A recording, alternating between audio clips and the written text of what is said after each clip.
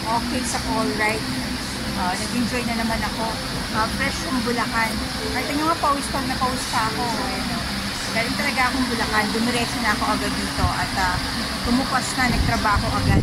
Para iparating sa inyo itong mga katangi-tanging lugar na matatagpuan dito sa lungsod ng Maynila. Dito sa Escolta.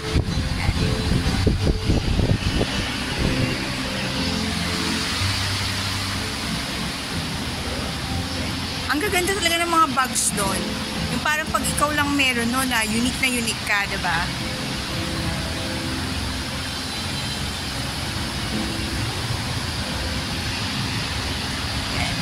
Malapit lang to sa yung mga taga-Tondo dyan. Yung mga taga-Recto dyan, taga-Quiapo. You can reach out here.